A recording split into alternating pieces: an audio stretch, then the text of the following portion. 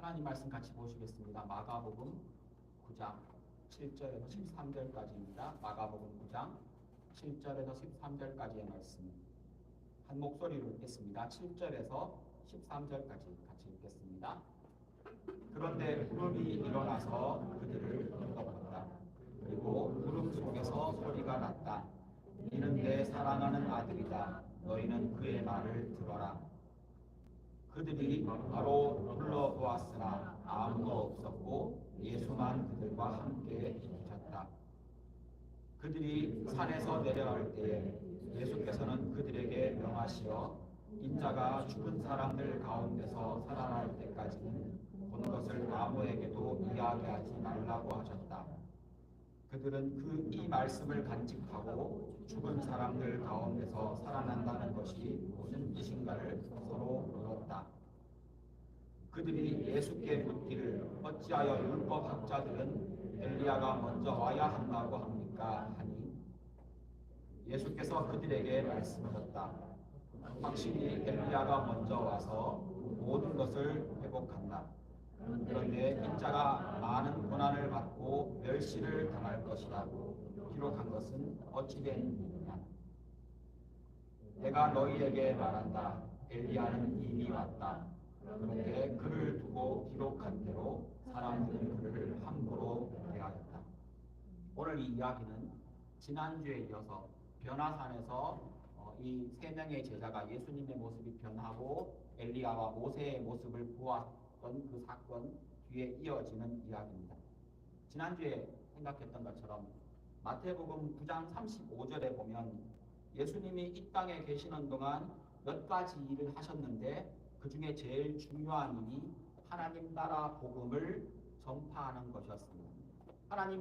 예수님이 이 땅에 오셔서 무엇을 하셨는가라고 이야기한다면 마태복음 9장 35절에 나오는 것처럼 저런 일을 하셨습니다. 그런데 거기에 하나님 나라 복음을 전파하셨다라는 이야기가 콕 찍혀서 보여집니다. 예수님이 하셨던 가장 중요한 일이 하나님 나라를 이야기하시는 것이었습니다. 그뿐 아니라 예수님이 이때만 하신 게 아닙니다. 사도행전 1장 3절에 보면 이때는 예수님이 십자가에 죽으시고 살아나신 다음에 40일 동안 이 땅에 머무시면서 무엇을 하셨는가를 기록합니다. 거기에 이렇게 적혀 있습니다. 하나님 나라의 일을 말씀하십니다. 40일 동안 예수님이 그 짧은 기간 동안 제자들에게 이제 너희들이 내가 없으면 무엇을 해야 될 것인지 혹은 이미 이전에 말씀하셨지만 제자들이 깨닫지 못했던 것들을 당부하고 확인시켜주고 이제 곧 예수님은 가셔야 하기 때문에 그때 하는 이야기는 예수님이 진짜 하고 싶었던 이야기, 성경에 나오는 예수님의 표현들을 쓰면 진실로 진실로 너희에게 이르노니 이런 말이 붙은 말들만 골라서 하셨을 겁니다. 그런데 그 내용이 하나님 나라에 대한 이야기였습니다. 하나님 나라는 예수님이 이 땅에 오신 이유이며 가장 중요한 사역의 내용이었습니다. 그런데 제자들은 예수님께 직접 듣고 변화산에서처럼 본능으로 하나님 나라가 임하는 것을 보고 경험했지만 느꼈지만 하나님 나라를 모릅니다. 하나님 나라를 이해하지 못했습니다.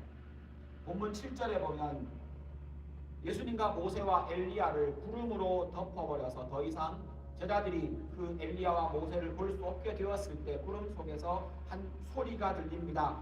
이 사람 예수는 나의 사랑하는 아들이다. 그 목소리의 주인공이 누구인가? 내용을 보면 나옵니다. 나의 사랑하는 아들이다. 하나님의 음성이었습니다. 얼마나 놀라운 경험입니까? 내 아들이다. 내 사랑하는 아들이다. 그러니 너희들은 내 아들의 말을 들어라. 우리가 기도하면서 신앙생활하면서 나도 한번 들어보고 싶다라고 하는 그 음성을 제자들은 준비도 안 되어 있는 그때에 엘리야와 모세를 본 것도 모자라 더 거기다가 하나님의 음성까지 듣습니다. 그리고는 예수가 하나님 나라의 열쇠이다. 이 말을 들어라. 예수가 나의 나라 하나님 나라의 중심이다 라는 말씀을 그런 메시지를 담고 있었지만 제자들은 이해하지 못합니다. 그래서 8절에 보면 다 사라지고 모세보다 엘리야보다 더 위대하신 예수 옆에 있지만 그들은 더 놀라지 않습니다. 내가 보았던 엘리야, 내가 보았던 모세, 내가 들었던 그 음성이 다시는 더 크게 느껴졌을 겁니다. 이게 제자들의 수준이었습니다. 그들의 수준을 아시는 예수님이 9절에 보면 예수님이 부활할 때까지 본 모든 것을 말하지 말라고 명하십니다. 예수님이 부활할 때까지 너희들이 본 것을 이야기하지 마라. 이건 이 본문의 맥락을 통해서 보면 이게 비밀이어서가 아니고 오히려 지금 너희들이 이 본 것을 떠들고 다니는 것이 사실은 너희들 수준에 아직은 좀 일러 라는 의미가 더 가까운 것 같습니다. 오히려 그것을 보았다, 경험했다 라고 떠들고 다니면 문제가 더 생길 여지가 있었던 겁니다. 그들은 아직 구약에 머물러 있었습니다. 그래서 11절에 보면 구약에 예언된 엘리야가 오면 약속된 하나님의 나라가 온다는 이야기를 율법학자들한테 들었다는 이야기가 나온 다음에 그들이 이해하고 있는 하나님 나라 수준을 알려줍니다. 무슨 말입니까? 그들이 이해하고 있는 하나님 나라 수준은 엘리야가 오면 하나님 나라를 준비하고 그러면 유다 지파 중에 혹은 유다의 다윗의 후손 중에 유다 지파 중에 한 사람이 나서 메시아로 올 터인데 구약에 예언되어 있는 내용입니다. 그러면 그가 이스라엘 나라를 세울 것이고 그것이 하나님 나라가 될 것이고 그러면 로마를 이길 것이고 우리나라가 번영할 것이다. 딱 거기에 머물러 있었습니다. 그래서 묻는 질문이 그 질문입니다. 엘리야가 먼저 와야 한다면서요? 라고 묻습니다. 그들의 수준에 딱 맞는 질문이었습니다. 그런데 예수님이 12절에 대답하십니다. 엘리야 같은 선지자가 먼저 와서 하나님 나라가 임하도록 모든 것을 준비하신다 라는 것을 확인시켜 줍니다. 그런데 예수님은 거기에 머물지 않고 그들이 나아가야 될 하나님 나라에 대한 방향을 보여주십니다. 13절에 그 엘리야 같은 선지자는 이미 왔다. 사람들은 그를 함부로 대했다 라고 지적하십니다. 우리가 이미 알고 있다시피 그 엘리야 같은 선지자는 침례 요한, 세례 요한이었습니다. 제자들은 비록 예수님이 가지고 오신 하나님 나라를 온전히 이해하지도 못했고 엉뚱한 이야기만 합니다. 엘리야 같은 선지자가 온다는 것도 단편적으로 알고 있었고 하나님 나라가 권능으로 임하는 것을 보고 경험했는데도 심지어 하나님 음성을 들었는데도 그들은 하나님 나라를 잘 모릅니다. 그래도 제자들은 그 시대에서 하나님 나라를 믿는 것에 가장 가까이 와 있는 사람들이었습니다. 거기에 비하면 우리는 진짜 복 있는 사람들입니다. 그런 오해하는 과정 안 거치고 성경에 콕콕 찍어서 하나님 나라가 이런 곳이야 라고 다 말씀해 주신 것을 아예 그냥 말씀으로 기록해서 우리에게 주어졌기 때문에 적어도 하나님 나라를 이해하는데 그들보다 우리는 더 가깝습니다. 마태복음 4장 11절에 보면 이렇게 예수님이 얘기하십니다. 제자들이 예수 믿는 우리도 사실은 하나님 나라의 비밀을 맡은 사람들이다. 우리는 하나님 나라를 소개받았고 경험했고 경험하고 있으며 예수를 믿지 않는 사람들에게 하나님 나라를 소개해줘야 되는, 왜냐하면 그들에게는 여전히 수수께끼로 남아있기 때문입니다. 우리에게 하나님 나라는 더 이상 수수께끼가 아닙니다. 가려져 있지 않다는 겁니다. 만약 우리가 하나님 나라를 모른다면 그건 성경을 안 읽어서이고 성경을 듣지 않아서이며 성경을 묵상하지 않았기 때문에 하나님 나라를 제대로 이해하지 못하는 것이 됩니다. 이미 성경에 하나님 나라의 비밀이 다 우리에게 밝히 보여줍니다. 지난주에 들으셨던 그 네 가지 기억하십니까? 성경에 나오는 하나님 나라는 첫 번째로 예수님이 가지고 오셨습니다. 두 번째로 이 땅에 이미 임했습니다. 우리가 하나님 나라에 가는 것이 아니라 하나님 나라가 우리에게 왔습니다. 우리는 들어가기만 하면 됩니다. 지금도 하나님 나라는 점점 넓어져 가고 있습니다. 그리고 마지막 때가 되면 완성이 됩니다. 이제 여기에다가 한 가지를 더 할 수 있습니다. 같이 읽겠습니다. 다섯 번째입니다. 같이 읽습니다. 시작. 십자가와 부활로 실현된다. 십자가와 부활로 하나님 나라는 현실이 되고 이 땅에서 우리 눈앞에 손에 잡히는 것으로 우리에게 주어진다는 겁니다. 십자가라는 그 말 자체의 의미가 우리는 뭔지 잘 압니다. 십자가는 고통이고, 십자가는 고난이고, 십자가는 핍박이며, 십자가는 죽음을 의미합니다. 하나님 나라를 실현하기 위해 십자가 방법, 고난과 핍박과 죽음, 그 방법뿐입니까? 네, 그 방법뿐입니다. 그 십자가의 고난과 죽음을 지나야만, 십자가의 고난과 죽음을 지나야만 부활을 통해 하나님 나라가 세워집니다. 이 방법뿐이기 때문에 예수님이 그 방법으로 이 땅에 하나님 나라를 실현시키신 겁니다. 그리고는 십자가를 향해서 하나님이 나아가십니다. 이 십자가라는 말 속에는 부활도 항상 같이 붙어있는 말입니다. 십자가와 부활을 향해 예수님이 나아가십니다. 베드로가 주는 그리스도시요, 그리스도라는 말이 메시아라는 말이니까요, 주는 메시아이십니다, 주는 그리스도이십니다, 그리고 하나님의 아들이십니다 라고 고백했을 때 마가복음 8장 31절입니다. 예수님이 그때부터 처음으로 십자가 죽음과 부활에 대해서 이야기하기 시작하십니다. 그전에는 그 얘기를 안 하셨습니다. 왜요? 예수님이 누구이신지를 신앙 고백할 수 있는 딱 적어도 미니멈입니다. 딱 그 수준은 되어야만 하나님 나라를 이해하고 받아들일 수 있기 때문입니다. 우리도 그렇습니다. 예수에 대한 신앙 고백이 되어야만 하나님 나라에 대한 이야기가 더 이상 비밀이 아니라 알 수 있는 영역으로 들어옵니다. 이제 십자가 죽음 이야기를 해도 될 타이밍이 된 겁니다. 그래서 예수님이 그때부터 십자가 얘기를 합니다. 죽는 얘기를 합니다. 고난받는 이야기를 합니다. 그리고는 죽음 가운데서, 죽은 자들 가운데서 3일 만에 살아날 거라는 이야기를 그 고백 다음에 합니다. 그런데 그 고백을 했던 그 베드로가 예수님이 죽는다는 얘기를 하니까 이어지는 33절에 예수님 그러지 마십시오 라고 말합니다. 성경의 표현에 보면 예수님 그러지 마십시오라는 말을 하래 항의했다라는 말로 표현합니다. 그러자 33절에 십자가의 죽음과 부활이 하나님 나라의 방법, 유일한 방법이라고 말합니다. 그래서 베드로를 향해서 예수님이 사탄아 라고 부르십니다. 십자가 방법 이외에는 하나님 나라에 다른 게 없습니다.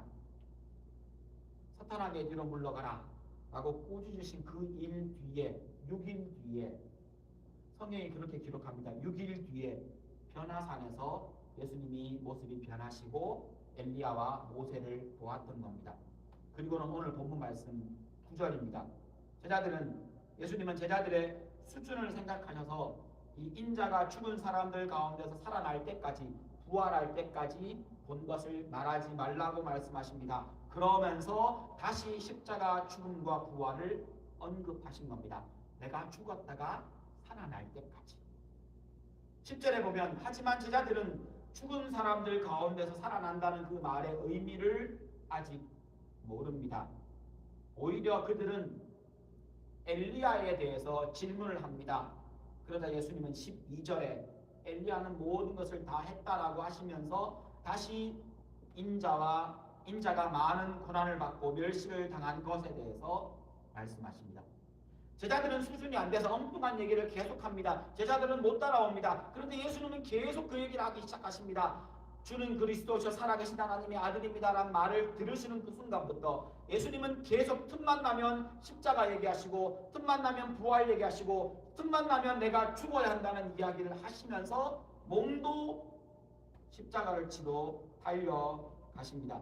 예수님은 계속 십자가의 고난과 죽음 그리고 부활을 이야기하지만 제자들은 그 얘기를 전혀 따라오지 못합니다. 변화산에서 내려와서 오늘 본문 뒷부분에 보면 귀신 들린 아이를 고치는 이야기가 14절에서 29절에 나옵니다. 그런 다음에 30절에 보면 예수님은 갈릴리 지역을 지나가시지만 사람들에게 알리지 않았다고 얘기합니다. 갈릴리가 어떤 지역입니까? 늘 거기에 머물며 마을을 지나며 동네마다 가시며 회당마다 들어가시며 지나가는 사람, 예수님께 오는 모든 사람들을 고치시는 거기를 이제는 그냥 지나가십니다. 그 이유를 31절에 표현합니다. 십자가와 부활에 대해서 말씀하셨기 때문이라고 얘기합니다. 무슨 말입니까? 이제 예수님이 병자를 고치고 사람들에게 말씀을 전하시는 것보다 더 중요한 예수님의 사역의 우선순위는 십자가로 바뀐 겁니다. 언제부터요? 주는 그리스도시요 살아계신 하나님의 아들이십니다 라는 고백을 들으시는 순간부터 말입니다. 그래서 많은 학자들은 마가복음이 두 개로 나뉜다고 얘기합니다. 내용에서 말입니다. 그 기준이 되는 것이 주는 그리스도시요 살아계신 하나님의 아들입니다 라는 신앙 고백이 그 중간에 서 있습니다. 예수가 메시아이십니다. 하나님의 아들이십니다 라는 것을 아는 사람과 모르는 사람에게 하나님의 복음은 다르게 들린다는 겁니다. 그 주는 그리스도시요 살아계신 하나님의 아들이라는 것을 아직 받아들이고 영접하지 못하고 모르는 사람은 복음을 계속 들어야 합니다. 근데 그것을 아는 사람은요, 그 다음부터는 십자가와 부활의 삶이 주어진다는 겁니다. 예수님은 마가복음 이 신앙 고백 이후로 정말 이상하리만큼 예루살렘을 향해서 내리막길을 내려가듯이 달려가십니다. 십자가를 향해서 예루살렘으로 서둘러 가십니다. 동네에도 들르지 않으십니다. 사람들도 잘 안 만나십니다. 예루살렘으로 달려가십니다. 왜 가십니까? 죽으러 가십니다. C.S. 루이스는 이 땅에서 인간을 장악하고 있는 사탄의 나라를 반란군이라고 표현했습니다. 반란군 세력. 하나님을 반역한 반란군 사탄 세력을 부수고 이 땅에 하나님 나라를 실현해내는 유일한 방법은 십자가와 부활뿐입니다. 그게 유일할 뿐 아니라 가장 강력한 방법입니다. 성경에 나와 있는 십자가, 예수님의 십자가 죽음과 부활이 어떤 역할을 했는가, 여러분 이미 이 이야기는 여러분 정도 되시면 다 듣고 아실 겁니다. 한번 정리해보면 이런 말입니다. 예수님의 십자가 죽음과 부활로 하나님 나라가 이 땅에 권능으로 임하기 시작하였고 지금도 확장되고 있습니다. 예수님의 십자가 죽음과 부활로 하나님 나라가 더 이상 권력과 힘이라는 세상의 통치 방법이 아니라 사랑과 희생의 방법으로 이 땅에 세워진 겁니다.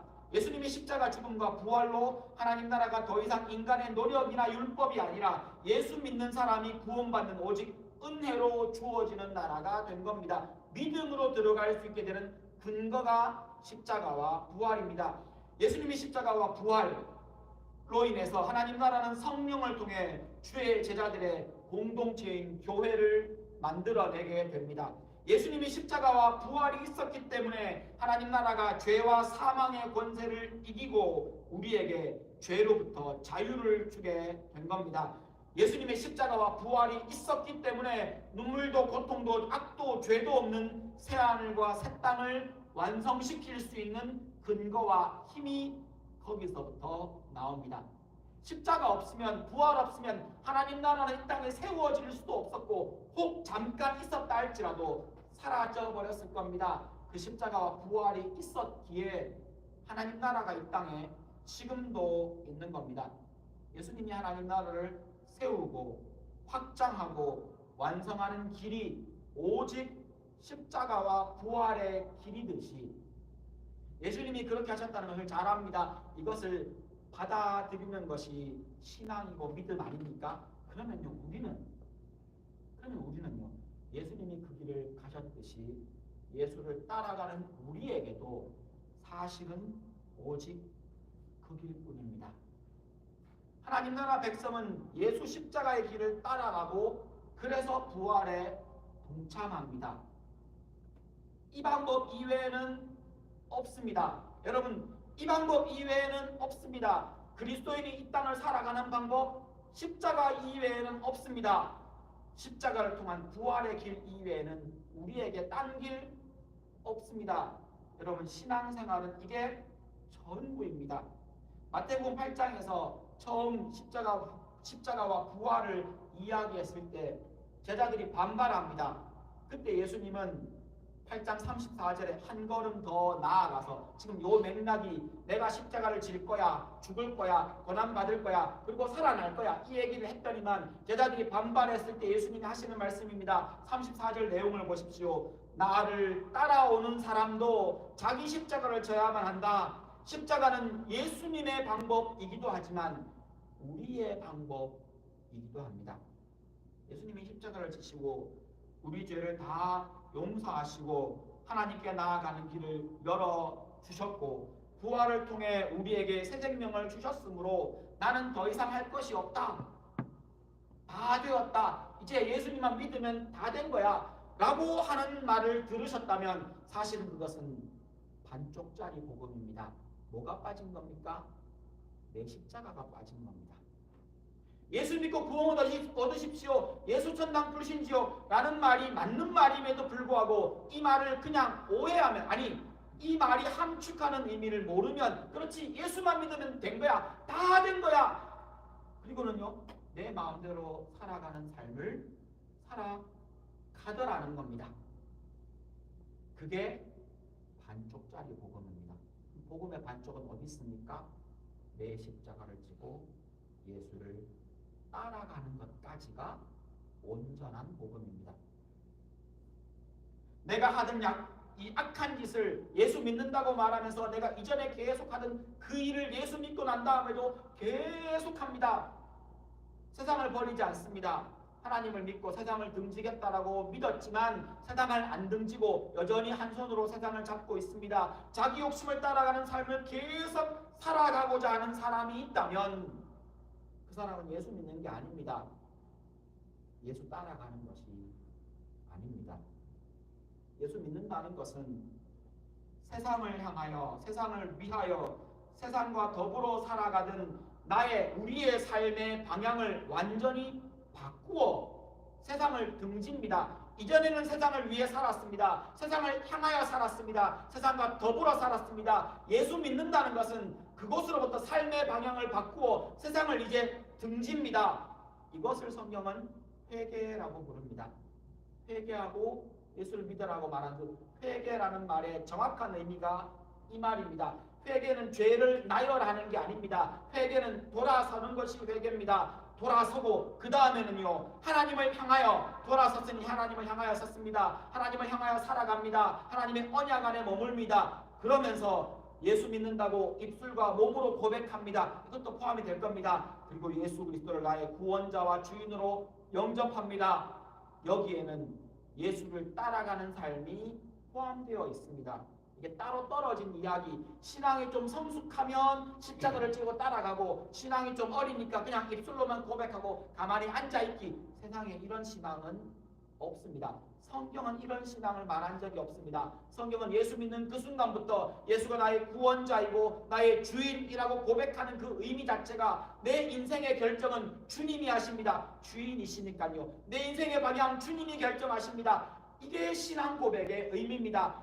침례 받을 때 물속에 들어갔다가 나오는 의미가 바로 그 의미입니다. 본래 요즘 이 시대에는 세례를 받기도 합니다. 그러나 그 의미는 동일합니다. 우리가 예수 그리스도와 함께 물속에 들어가 내 옛사람은 죽고 내 세상을 함께 살아가는 그 삶은 죽고 예수와 함께 살아납니다. 물 밖으로 나오며 예수와 함께 살아나 주님이 주신 이 새 생명을 가지고 예수와 함께 살아가겠다. 예수님이 어떤 삶을 사셨습니까? 십자가를 지고 그 길을 가셨습니다. 예수와 함께 살아간다는 것은 내 십자가를 지고 그분과 함께 그분의 길을 따라간다는 말입니다. 이건 떨어져 있는 말이 아니라 하나입니다. 이것이 복음의 내용입니다. 자기 십자가를 지지 않으면서 예수 믿는 방법은 여러분 없습니다. 혹시나 십자가 지지 않고 예수 믿을 수 있다라고 얘기하는 사람이 있으면 다 사기꾼입니다. 그런 복음은 없습니다.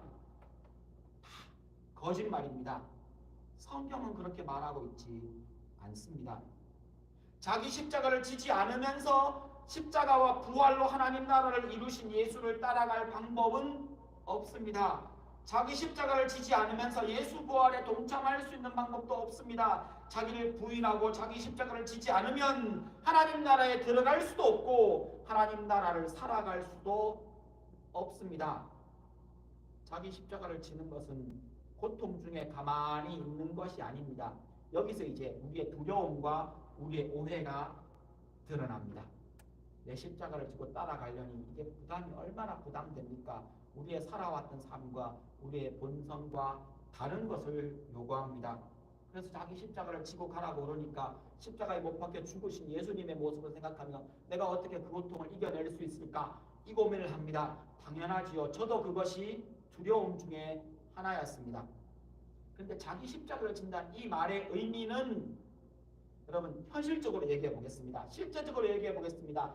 내가 내 십자가를 지고 주를 따라간다는 말의 의미는 내 믿음이 내 몸을 움직여 그리스도인으로 믿음으로 살아간다는 말입니다. 이러니까 막 갑자기 쉬워지십니까? 그렇지, 내가 알던 그거네. 맞습니다. 여러분이 알고 있는 그거 맞습니다. 그런데 그 삶이 십자가를 지는 것이라고 표현한 이유는 그 나의 믿음이 내 몸을 움직이는 과정에서 내 욕심과 부딪힐 것이고 내 이기심과 부딪힐 것이고 내 이득을 넘어서야 하며 내가 손해보고 내가 땀 흘려야 하고 내가 다른 사람한테 욕먹을 수도 있다는 것, 그리고 그 길을 무릅쓰고 가야 한다는 것을 의미한다는 말입니다. 십자가를 지는 것은 몸을 움직이는 겁니다. 이게 단순한 말이 아니라 많은 사람이 예수 믿는 것을 생각으로 마음으로 딱 거기까지만 하려고 합니다. 그리고 이론으로만 성경 공부 많이 하면 신앙생활 잘하는 것인 줄 압니다. 성경 공부해야 합니다. 왜 해야 합니까? 그 성경 공부하고 한 말씀을 묵상하고 알게 된 내용이 내 몸을 움직일 수 있어야 하기 때문입니다. 제가 자꾸 몸을 움직일 수 있다고 이 표현을 여러분 기억하십시오. 믿음은 내 몸을 움직일 수 있어야 합니다. 성경 말씀에 진짜 좋은 믿음을 표현하는 이런 표현이 있습니다. 너의 믿음이 아주 작은 믿음이라도 그 믿음이라면 저기 저 산을 저 바다에 빠질 수 있을 거다. 겨자씨만한 믿음만 있어도 이 모든 기적들이 일어날 거다라고 말합니다. 근데 실제로 예수님이 그 말씀으로 믿음을 강조하셨던 그 맥락에 마태복음에 나오는 그 이야기들을 보면 그 믿음이 가장 열매 맺고 가장 힘든 경지가 어디냐면 그 믿음이 내 몸을 움직이는 경지입니다. 왜요? 안 움직여요. 이 믿음이 내 몸을 움직이지 못합니다. 믿음이 내 행동에 변화를 가져오지 못합니다. 믿는다고 말하면서 예전과 똑같은 행동을 합니다. 믿음이 나의 행동을, 내 몸을 움직일 수 없다면 그 믿음은 믿음이 아닌 겁니다. 가장 큰 믿음이 무엇입니까? 산을 움직이고 기적을 만들어낸 믿음이 아니라 세상을 향해 살아가던 내가, 세상을 추구하던 내가 등 돌려 하나님 앞에서 나를 움직일 수 있는 믿음, 그 믿음이 우리를 구원합니다. 그 믿음이 가장 큰 믿음입니다. 그래서 고린도전서 4장 20절에 하나님의 나라는 말에 있지 않고 능력에 있다고 말하는 겁니다. 그 능력이 무슨 능력입니까? 이 능력이 지난 시간에 봤던 그 권능으로 하나님 나라가 임한다라고 하는 그 권능과 똑같은 단어입니다. 디나미스. 그 권능, 하나님 나라가 권능으로 임하는데 하나님 나라는 그 권능, 능력에 있습니다. 하나님의 권능을 가리키는 단어이기도 하지만 그 권능은 우리의 삶을 변화시키는 하나님의 능력이라는 단어의 의미도 가집니다. 삶의 변화는 몸의 움직임이 바뀌는 겁니다. 예수 믿으면, 하나님 나라 백성 되면 몸의 움직임이 바뀐다는 겁니다. 예수 믿기 전에 이렇게 움직였던 몸이 예수 믿으면 그렇게 움직이지 않고 이 방향으로 움직이는 것, 그것이 믿음이며 그것이 우리들이 십자가를 짊어지고 살아가는 겁니다. 이런 일이 생기면 어떤 변화가, 어떤 일이 생기겠습니까? 그것이 왜 십자가를 지는 것에 비유가 됩니까? 생각해 보십시오. 그렇게 내게 익숙한 방법으로, 해왔던 방법으로 움직이지 않고 내 몸이 다른 방법으로 움직이려면 얼마나 에너지가 들고 힘이 더 들겠습니까? 시간이 얼마나 더 들겠습니까? 그러려고 내 마음은 스스로 얼마나 달래야 하겠습니까? 땀 흘리고 그 믿음 때문에 말입니다. 그 믿음 때문에 손해보고 그 믿음 때문에 안 해도 되는 거 하고 그 믿음 때문에 안 해도 되는 기도, 이전에는 한 적이 없는 그 기도 하고 그 믿음 때문에 내가 편안히 쉴 수 있고 손해 안 봐도 되는 그 상황에 내 몸을 움직여 손해 봐가며 굳이 남 위해서 땀 흘려가며 수고하는 것, 그것이 우리들이 지는 십자가입니다. 그러므로 땀 흘리지 않는 헌신, 헌신이란 말이 몸을 바친다는 뜻 아닙니까? 땀 흘리지 않는 헌신은 헌신 아닙니다. 손해보지 않는 사랑은 사랑이 아닙니다. 자존심 상하지 않는 죄와 싸우는 방법은 없습니다. 예수님의 몸으로, 생명으로, 땀으로, 고통과 손해로 우리를 위해 십자가를 지셨던 것처럼 예수님이 딱 그 방법을 하신 겁니다. 그러셨던 것처럼 우리도 몸을 움직여 예수를 따라가며 하늘의 미랄이 되는 겁니다. 십자가를 지는 삶을 요한복음은 그 똑같은 맥락에서 미랄 이야기를 합니다. 이 미랄 이야기는 우리가 십자가를 지며 살아가는 삶과 사실은 내용이 똑같습니다. 요한복음 12장 24절 25절입니다. 내가 진정으로 이 진정으로는 예수님이 중요한 얘기를 하실 때마다 강조하는 예수님의 화법입니다. 우리가 아는 단어로 바꾸면 아멘 아멘이라는 뜻입니다. 내가 아멘 아멘 너희에게 말한다. 미랄 하나가 땅에 떨어져서 죽지 않으면 하늘 그대로 남아있고 죽으면 많은 열매를 맺는다. 자기 목숨을 사랑하는 사람은 그것을 잃을 것이요 이 세상에서 자기 목숨을 미워하는 사람은 영생에 이르도록 보존할 것이다.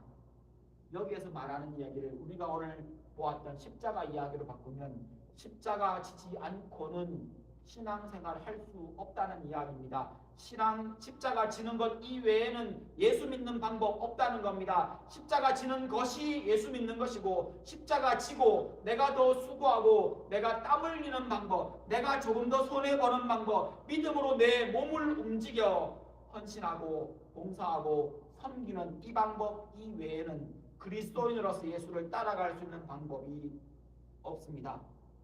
하나님 나라 백성된 여러분, 말이나 마음이 내 몸을 움직여서 섬기고 내 말과 내 마음이 내 몸을 움직여 봉사하고 내가 말로 고백하고 말로 찬양했던 그 마음이 내 몸을 움직여 다른 사람에게 내 것을 기꺼이 나누어 줄 수 있을 때 거기에 하나님 나라가 실현됩니다.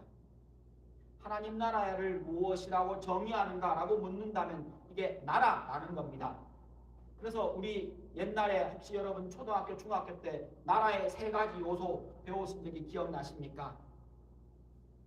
국토와 국민과 주권입니다. 요거 세 가지가 있으면 나라랍니다. 근데 이 중에서 가장 중요한 것은 영토, 국토도 아니고 사실은 국민에게 있는 그것 주권입니다. 주권이 없으면 나라 없습니다.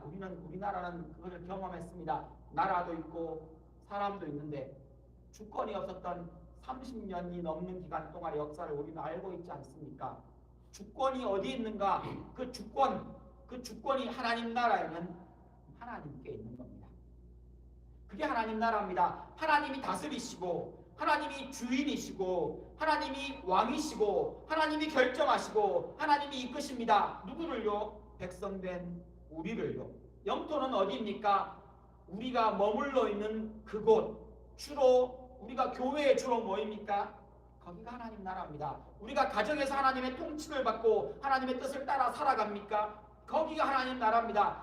많은 경우 하나님 나라가 우리 마음에 있다라는 표현이 참 좋은 표현이지만 그 말이 맞는 말이지만 그 말이 오해를 낳을 수 있는 것은 하나님 나라가 자꾸 마음에만 머물러 있다라고 말하기 쉽기 때문입니다. 오히려 제가 몸이라고 강조한 것처럼 내 몸이 하나님의 말씀에 순종하는 거기, 그 땅, 그 공간, 그 방, 거기가 하나님 나라입니다. 우리가 그러므로 내 십자가를 주고 하나님 말씀에 순종하여 살아가는 그곳이 하나님 나라가 됩니다. 내가 손해보는 그곳이 하나님 나라가 됩니다. 그렇게 실현된 하나님 나라 안에서 로마서 14장 17절에 나오는 말씀처럼 내가 순종함으로 하나님 나라가 그곳에 임할 때 여러분 그곳에서 하나님 나라의 의와 평안과 기쁨을 누리시게 될 겁니다. 평안이 언제 옵니까? 순종하여 하나님이 왕되심이 드러날 때. 언제 기쁨이 우리에게 하나님이 주시는 기쁨이 넘칩니까? 내가 내 십자가를 지고 내 몸을 움직여 내가 손해보고 내가 땀을 더 흘려서라도 주님이 말씀하신 것처럼 이웃을 사랑하고 하나님을 사랑하는 것으로 내 몸을 움직인 그곳 거기에서 여러분이 평안을 기쁨을 의를 누리시게 될 겁니다. 기억하십시오. 내 몸을 움직이는 것 그곳 하나님 말씀 나의 주인 되신 왕 되신 예수 하나님의 말씀에 순종하여 내 몸을 움직이는 그곳 거기가 하나님의 나라가 실현되는 곳입니다. 기도하시겠습니다. 예수님이 십자가 죽음과 부활로 주신 우리에게 주신 그 하나님 나라 안에서 내가 의와 평강과 기쁨을 누리게 해달라고 우리의 삶에서 우리의 직장에서 가정에서 나 삶의 모든 영역에서 내 모든 인간관계에서 하나님 기쁨 누리게 해주십시오. 평안 누리게 해주십시오. 의를 경험하게 해주십시오. 하고 기도하시면 좋겠습니다. 함께 기도하시겠습니다.